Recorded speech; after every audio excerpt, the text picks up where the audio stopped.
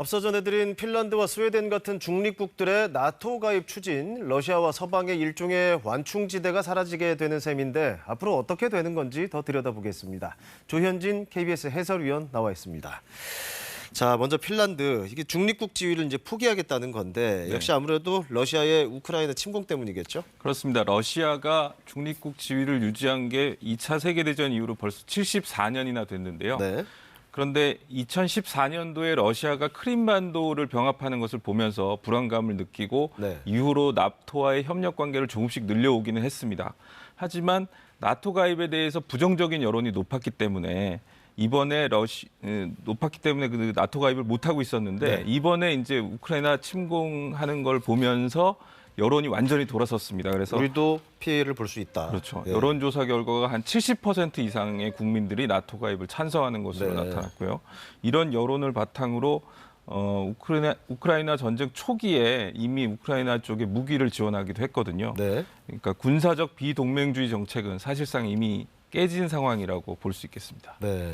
그러니까 핀란드가 그동안 중립국이었지만 사실 오래전부터 이제 러시아와 악연이라 그럴까요? 그런 좀 인연이 있지 않습니까? 네. 그것도 이제 이번에 영향을 미치는 거에 많이 작용이 됐겠죠. 그렇다고 봐야 될 것 같습니다. 그 19세기에 핀란드가 러시아의 한 100년 정도 지배를 받았고요. 또 39년에 당시 소련이 핀란드를 침공해서 7만여 명의 사상자가 났고요. 러시아 측은 한 40만 명 이상이 그때 죽거나 다치는 실제 전쟁도 있었고요. 치열한 전쟁이 벌어져서 그 당시에 영토의 9분의 1을 러시아한테 내주고 휴전협정을 맺기도 했거든요.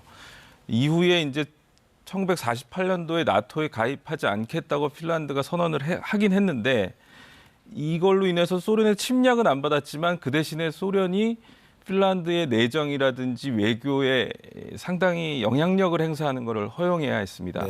이거를 이제 핀란드화라는 말이 생길 정도로 핀란드 입장에서는 다소 이제 굴욕적인 상황이 이어졌는데 이 같은 러시아와의 과거사가 이번 나토 가입에 영향을 미쳤다고 봐야 될 것 같습니다. 자, 이게 핀란드가 중립국 지위로 중요했던 게 사실 그 나토로 상징되는 서방, 그 러시아 간의 이제 지리적으로도 일종의 완충지대 역할을 하고 있었지 않습니까? 근데 이게 사라지는 셈인데 그러면 유럽 안보 지형이라 그럴까요? 어떻게 변화가 될까요? 그 유럽 지도를 보시면 지도가 아마 준비돼 있을 텐데요. 그 핀란드와 러시아 사이 국경이 상당히 길다는 것을 알 수 있습니다. 약 1,300 국경은 다 러시아랑 접경에 있네요. 그렇죠. 1,340km나 되는데요. 게다가 그 핀란드 수도 헬싱키에서 러시아의 두 번째 도시인 상트페테르부르크까지 그 철도가 놓여져 있는데 한 390km밖에 되지 않습니다. 그러니까 러시아 입장에서는 나토와의 접경 구간이 2배로 늘어나게 되고 또 바로 문 앞까지 나토가 진입하게 되는 셈이거든요. 게다가 핀란드는 이 중립국지를 유지하기 위해서 그 유럽 국가로서는 꽤 강력한 전투력을 유지하고 있다는 그 평가를 받고 있습니다. 러시아 입장에서는 긴장할 수밖에 없는 상황인 거죠. 그러니까 중립국 지위를 유지하기 위해서 오히려 더 군사력을 더 키웠다는 거예요. 징병제도 실시하고 있고요.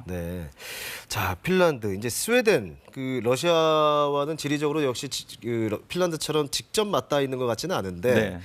역시 중립국 지위를 포기하고 지금 나토 가입 추진하고 있어요. 이거는 또 스웨덴 경우는 어떻게 봐야 될까요? 스웨덴 언론 보도에 따르면은 이제 오는 16일에 스웨덴이 나토 가입 신청서를 제출할 예정이다 이렇게 보도가 나왔는데요.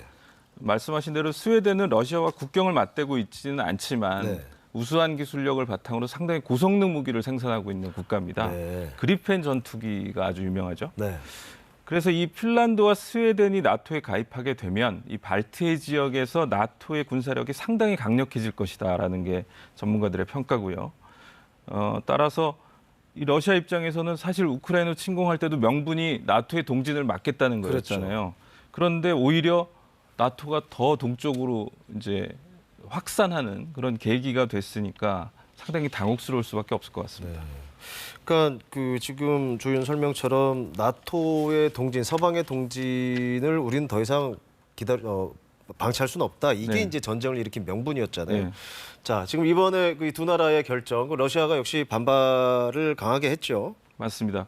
러시아는 만약에 핀란드와 스웨덴이 나토에 가입하면 군사 기술적 그리고 다른 성격의 보복 조치를 할 수밖에 없다 이렇게 경고를 했는데요. 이미 이에 앞서서 이 두 나라의 나토 가입 추진이 가시화됐을 때 그때 메드베데프 국가안보회의 부의장이 이런 말을 했어요.